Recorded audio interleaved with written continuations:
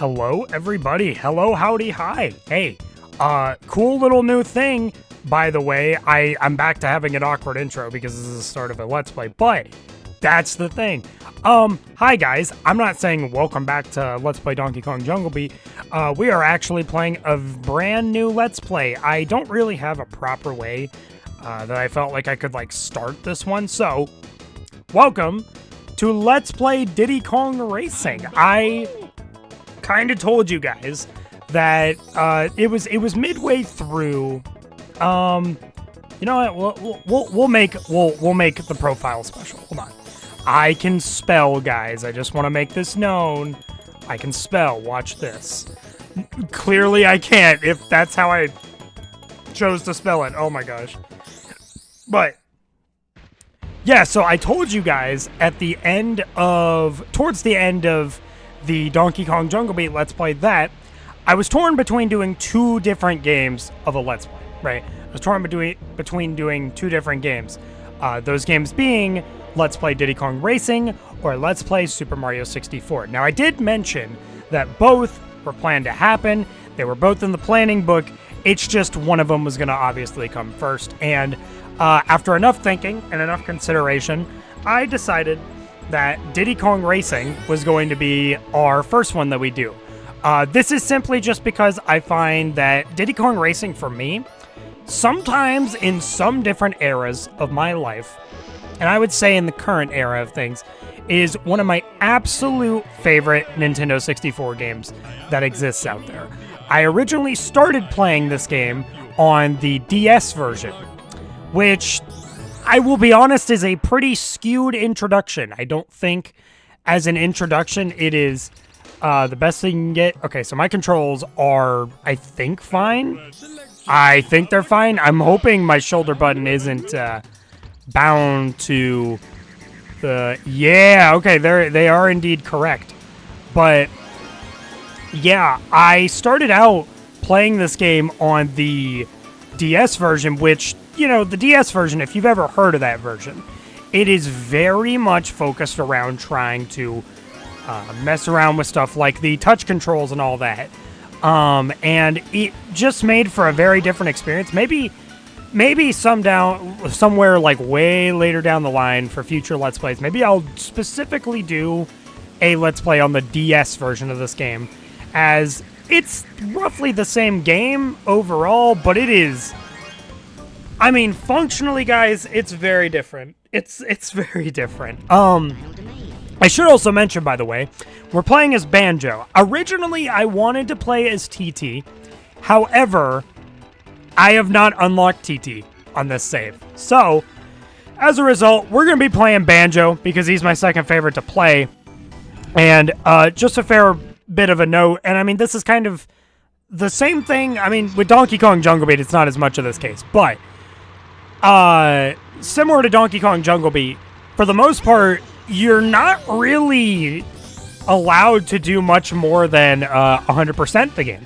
100%ing the game is kind of your main method. In fact, I would actually argue that Diddy Kong Racing especially is very much a case of you kind of have to, if you're gonna beat the game, you're gonna be 100%ing it. I think there are technically, this is one of those games where, like, you get the concept that maybe you beat it as a kid, but you're kind of like, something felt off, you know, something felt very inconclusive, and then lo and behold, say, like, you play the game again, like, 20 years later, right? You play the game again, like, 20 years later, and what do you mean there was this whole other section? So that's kind of the vibe that Diddy Kong Racing as a whole has, and we're going to be playing through the whole game, 100%ing it. I do want to make it known, by the way, hey, that's a cool trick that I will show off a bit later. It's a little bit of a speedrunning tech. Not that it matters much in the grand scheme of if you're just a regular player, but it's kind of cool, and I may try and do it from time to time. But it's very interesting how the music just cuts out like that. But for those of you who do not know the basic concept of what this game's all about, a whole concept is Whizpig, evil guy, invades Timber's Island, and you have to kind of regain control through doing these races, collecting these golden balloons, and doing a bunch of these boss challenges throughout the little different worlds. I think Diddy Kong Racing was on its hardware, right? Okay, because Diddy Kong Racing, I feel like its main competitor, even if I probably wasn't actually trying to compete by any stretch of a mile, but its main competitor, to say the least, was Mario Kart 64, I feel. Now, I personally feel as if between the two games, Diddy Kong Racing was much better. I'm not saying that I'm not a fan of Mario Kart 64, but I actually have a lot of beef with that game. Specifically because of its AI. And I think a lot of people kind of have this general opinion, and sometimes it's talked about, sometimes it's just not. But Mario Kart 64's actual AI, rubber bands, some of the I say some of, it is pretty much the absolute worst in the series, and if you guys have absolutely any rebuttal to, no, actually, this Mario Kart game is worse, let me know, but I am almost positive in saying from my experience that Mario Kart 64 has absolutely worse rubber banding AI to the point where, honestly, you know, I may do a Let's Play of Mario Kart 64, but, like, it is such a ruthless game. It is such an absolutely ruthless game that, to be honest, I really don't know if I'm going to end up doing anything Let's Play-wise with it, but I don't know. Maybe I will, maybe I won't. You know, only time will tell, right? Only time will tell. But there's a lot of really cool things that Diddy Kong Racing has extra compared to, what is it? Compared to Mario Kart 64, such as, and we'll see this here in a little bit. I won't really, I mean, I guess there's not really a point of keeping it too secret.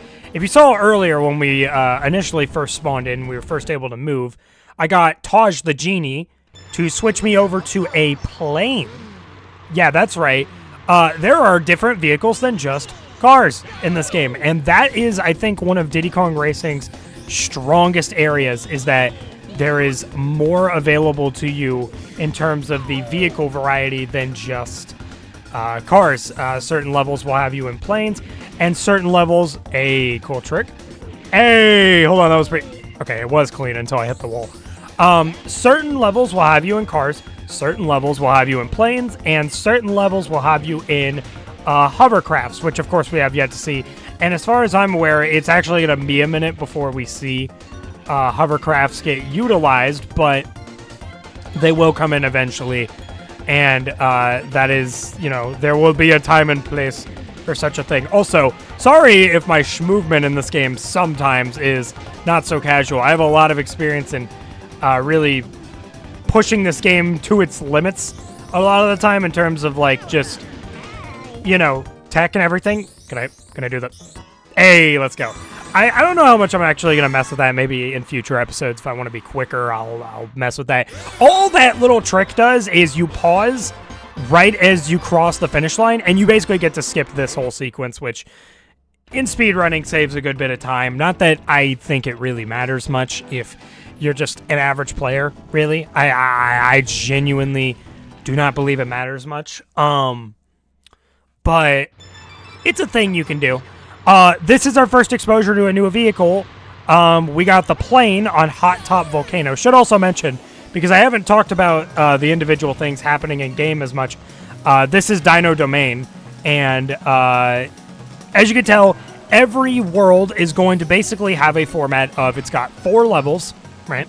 It's got 4 levels followed up by a boss level that you will do after completing all 4 levels.